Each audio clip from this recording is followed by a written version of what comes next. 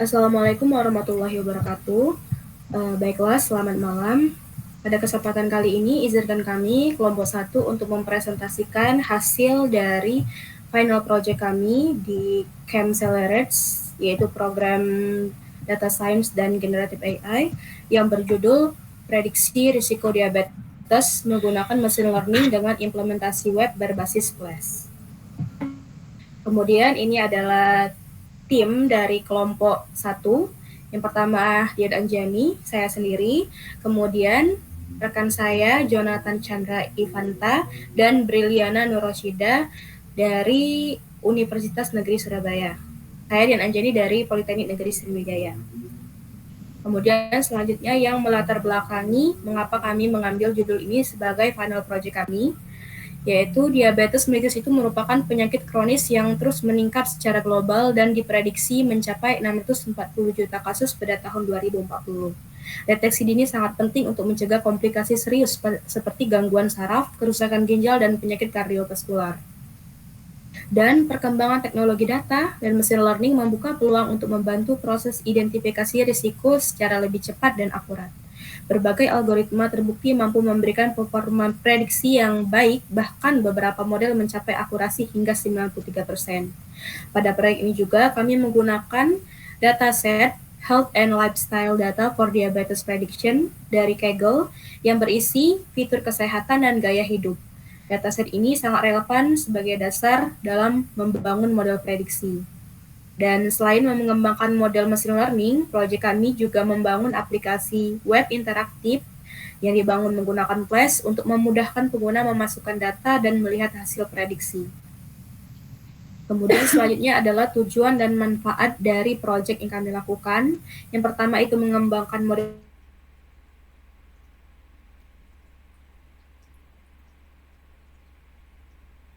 machine learning, dan yang terakhir itu membangun web interaktif berbasis Flash. Kemudian deskripsi dari dataset. Dataset yang kami gunakan dalam proyek ini adalah Health and Lifestyle Data for Diabetes Prediction yang diperoleh dari platform Kaggle. Dataset ini merupakan salah satu dataset kesehatan yang sangat kredibel dan berkualitas tinggi karena telah melalui proses processing dan yang baik dan dirancang khusus untuk analisis medis serta pemodelan machine learning. Nah, dataset ini juga diperbarui secara aktif di Kaggle dengan update terakhir sekitar 1 bulan yang lalu sebelum proyek kami dimulai, sehingga memastikan bahwa data yang digunakan relevan, mutakhir, dan terpercaya. Dataset ini juga memiliki 1000 plus sampel yang berisi profil kesehatan dan individu. Juga ada 30 lebih fitur campuran seperti numerik dan kategorikal. Kemudian untuk kondisi dari dataset ini sendiri tidak terdapat missing value yang signifikan sehingga sudah rapi dan siap diproses. Yang membuat dataset ini sangat cocok untuk pendekatan model machine learning untuk klasifikasi resiko diabetes. Selanjutnya yaitu tahapan dari proyek kami. Yang pertama itu adalah processing data, kemudian melanjutkan dengan exploratory data analysis. Yang ketiga itu pembangunan dan evaluasi model. Yang keempat pembuatan web menggunakan Flash, dan yang kelima adalah integrasi model ke aplikasi web. Selanjutnya yaitu proses training dan processing data. Untuk proses ini akan saya jelaskan, dan untuk lebih jelas kita akan move ke Google Colab.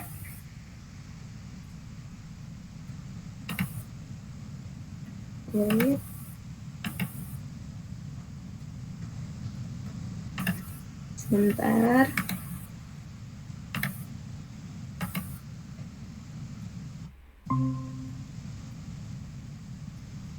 Nah, ini adalah proses training dan processing yang kami lakukan di Colab. Yang pertama itu seperti yang sudah kita ketahui adalah setup yang menghubungkan Google Drive ke Colab. Kemudian selanjutnya yaitu import library yang dibutuhkan untuk modeling seperti CatBoost, XGBoost, dan Scikit-learn, Pandas, dan Joblib untuk menyimpan model. Kemudian import pustaka, ini untuk membaca data, menyimpan model, dan memanipulasi data. Kemudian ada pustaka visualisasi untuk grafik seperti confusion matrix. Selanjutnya yaitu pustaka machine learning. Bagian ini untuk membagi data train dan test, memprocessing yaitu scaling dan encoding, kemudian untuk membuat pipeline dari machine learning. Selanjutnya yang ini adalah untuk import 3 model yang akan dibandingkan yaitu XGBoost, XGBoost, dan Random Forest. Selanjutnya ini adalah bagian untuk load dataset dan persiapan data. Ini membaca data dari Google Drive dan menampilkan 5 baris pertama dari dataset. Kemudian selanjutnya yaitu menentukan fitur dan target. Di sini fitur atau target yang kami pilih itu adalah diabetes stage. Alasan menggunakan target ini adalah karena label ini tidak hanya memberitahu apakah seorang diabetes atau tidak, tetapi juga menunjukkan tingkat resikonya seperti normal, prediabetes, atau diabetes. Dengan target ini, hasil prediksi menjadi lebih detail, lebih bermanfaat, dan membantu pengguna memahami kondisi mereka secara lebih jelas dibandingkan hanya dengan klasifikasi binar. Kemudian selanjutnya yaitu ini adalah identifikasi fitur diperlukan untuk pipeline. Kemudian selanjutnya ini adalah untuk label encoding, mengubah target yang berupa teks menjadi angka karena model hanya bisa membaca angka. Selanjutnya yaitu train test split dengan stratifikasi 80% untuk train dan 20% untuk tes. Selanjutnya bagian 3 yaitu pembuatan pipeline dan training model. Nah, untuk bagian pembuatan processing pipeline ini yaitu menyatukan semua processing ke dalam satu pipeline. Kemudian bagian yang paling penting yaitu pembangunan 3 model yaitu XGBoost, Random Forest, dan XGBoost. Ini membandingkan 3 model yang akan kami gunakan. Setelah itu, ini adalah proses untuk mentraining dari ketiga model tersebut. Selanjutnya, bagian keempat itu visualisasi confusion matrix. Nah, pada tahap ini yang kami pilih model finalnya itu adalah XGBoost. Walaupun bisa dilihat dari hasil training ketiga model, dari rangkuman hasil training ketiga model, bahwa yang paling tinggi itu menghasilkan akurasi prediktif itu adalah XGBoost. Namun perbedaan performa antara model tidak signifikan.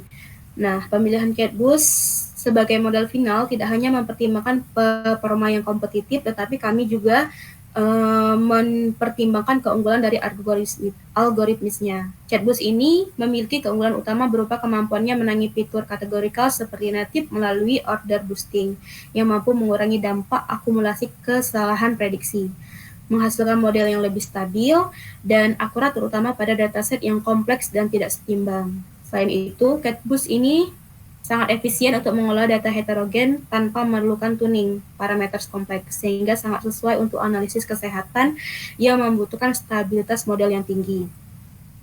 Nah, dengan mempertimbangkan keunggulan-keunggulan tersebut, kami memilih XGBoost menjadi pilihan yang tepat untuk sistem prediksi risiko diabetes ini. Selain performa yang stabil pada data tabular, XGBoost juga lebih minim pre-processing dan lebih robust terhadap overfitting. Selanjutnya, setelah menentukan model terbaik yang akan kami pilih, bagian di sini adalah untuk mendownload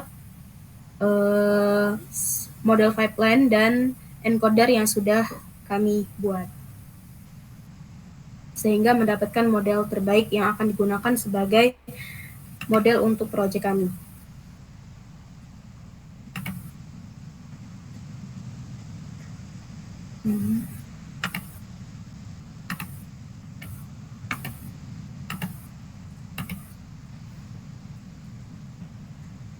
Baiklah, selanjutnya yaitu untuk front-end development. Pada bagian ini akan dijelaskan oleh rekan saya, Briliana. Kepada Briliana, saya persilakan.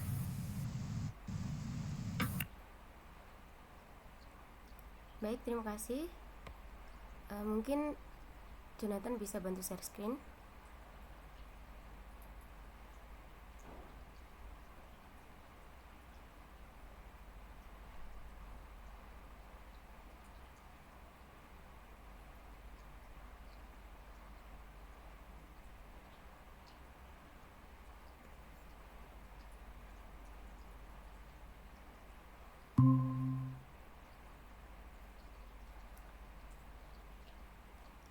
Baik, di front end ini kita ada 3 halaman, yaitu yang pertama yaitu halaman dashboard, yaitu halaman utama kita. Lalu yang kedua ada halaman indeks, yaitu atau halaman prediksi individu. Lalu yang ketiga ada halaman prediksi CSV. Nah, di sini kita juga memakai CSS. Ada navbar juga. Lalu mungkin langsung di halamannya.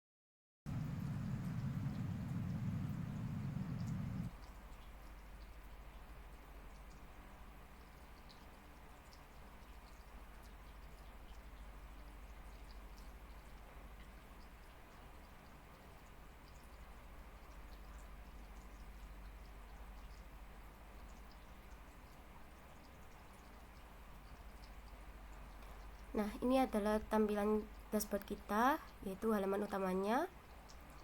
Nah, di sini ada judulnya, yaitu Diabetes Risk Predictor, lalu sistem prediksi cerdas untuk evaluasi risiko diabetes secara cepat dan akurat.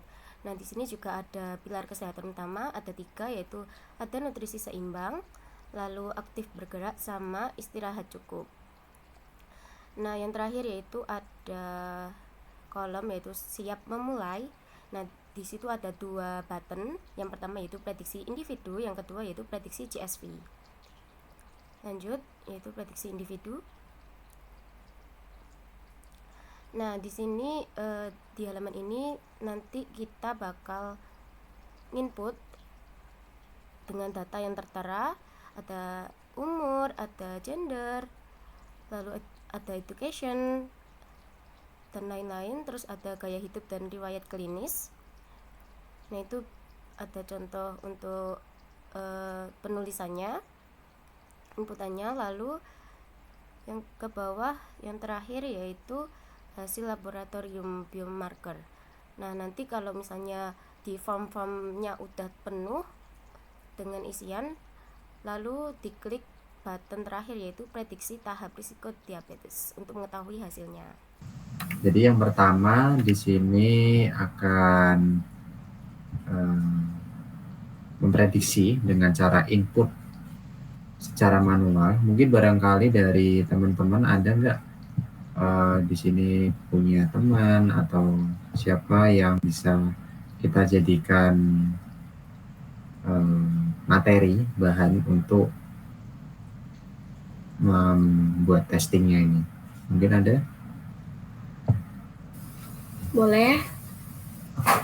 Ini aku punya teman Ya.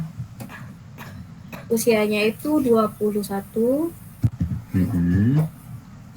kemudian perempuan. Terus warna kulitnya mungkin bisa Asia aja. Asian. Kemudian graduate, middle, Oke.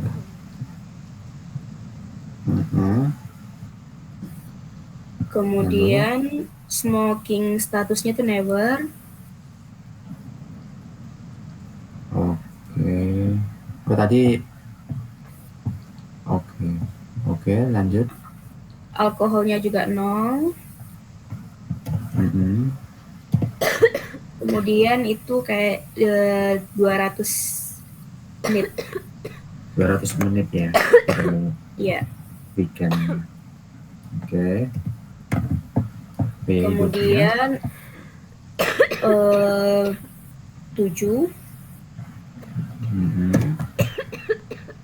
Kemudian kayaknya dia sering begadang deh, 5 jam. Kurang ya berarti tidurnya ya. Oke. Kemudian screen time-nya 6. Oke. Family history-nya tidak ada. Oke. Hipertensi juga nggak ada.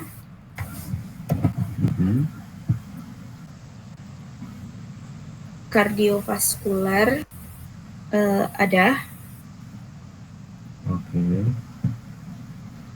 BMI-nya 23.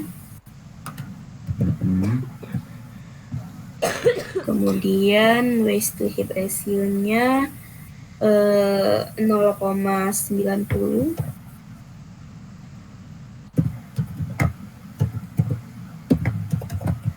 Oke. Selanjutnya yaitu systolic BP-nya 115. Diastolic BP-nya 70. BPM-nya 76. Kolesterol totalnya 180. HDL kolesterolnya 54. Kemudian LDL-nya 100. Trigel 100 juga. Glucose fasting-nya 80. Kemudian glukosaminnya 100. Insulin levelnya 4. HbA1c-nya 5,7. Oke. Kita cek apakah prediksinya seperti apa. Ada yang ini. Oke. Prediabetes. Ya. Ya, jadi di sini pun juga bisa cetak hasilnya. Juga bisa kita mau save juga bisa. Nah, itu tadi prediksi input secara manualnya. Next yaitu prediksi CSV.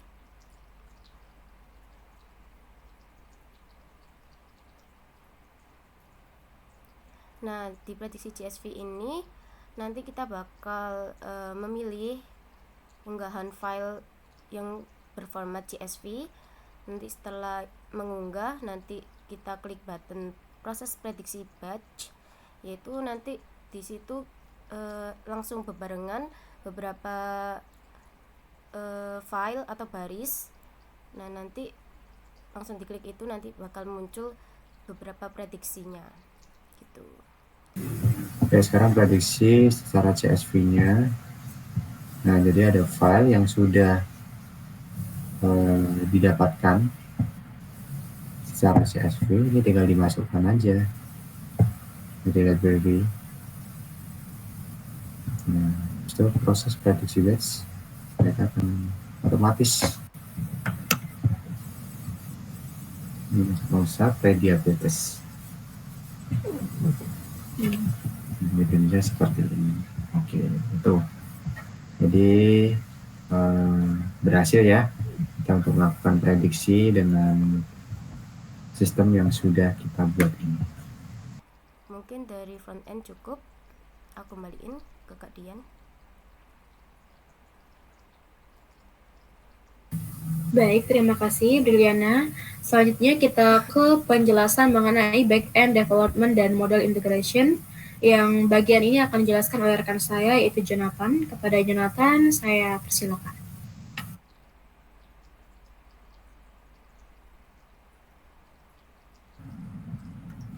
Oke, terima kasih banyak Kak Dian untuk kesempatannya.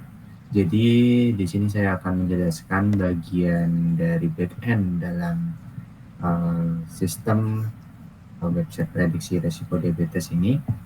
Yang sebelumnya saya akan menjelaskan kenapa alasan kami menggunakan Flash sebagai penunjang ya untuk pembuatan aplikasi prediksi diabetes ini gitu. Nah, alasannya adalah karena yang pertama itu model machine learning tidak bisa berjalan di front end.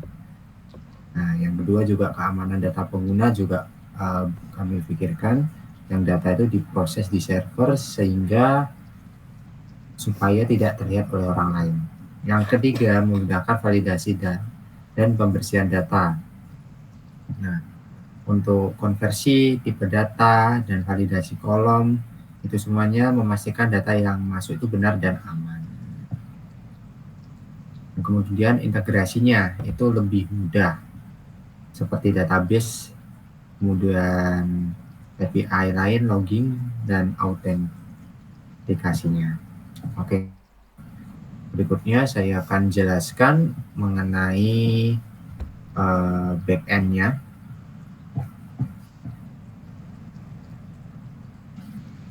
Jadi dalam aplikasi ini, back-end Flash untuk melakukan prediksi risiko diabetes menggunakan model machine learning yang sudah dilatih sebelumnya. Back-end ini menyediakan dua fitur utama. Yang pertama prediksi input tunggal dan prediksi melalui file CSV. Nah, di bagian yang pertama itu ada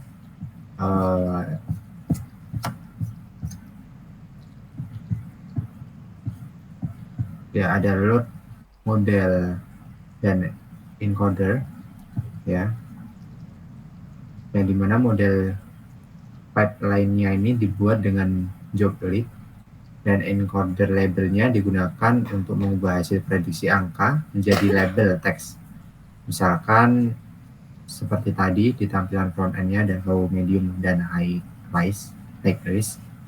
Jika gagal membuat model, sistem akan menampilkan pesan error di halamannya. Terus yang kedua ada bagian kolom input. Nah, yang dimana terdapat daftar lengkap kolom yang harus sesuai secara real dengan data training. Kolom ini digunakan untuk memvalidasi dan memastikan data yang masuk itu sesuai. Kemudian ada prediksi input form.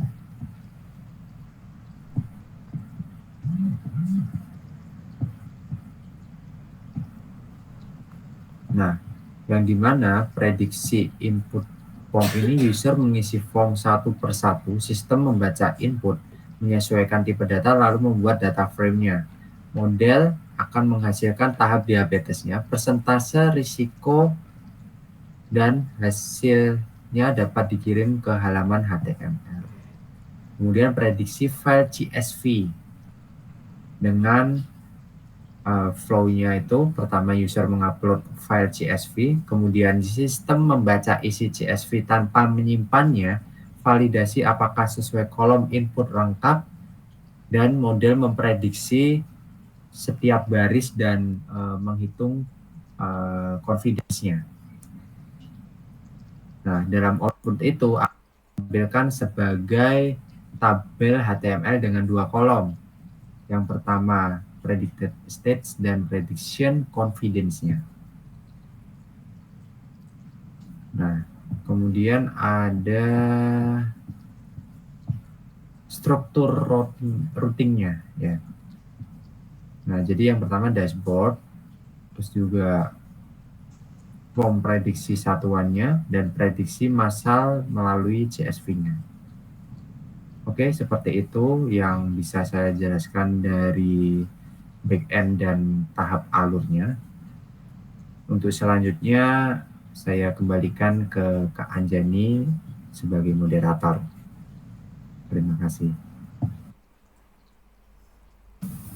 Baik, terima kasih untuk Jonathan yang sudah menjelaskan. Sebentar ya.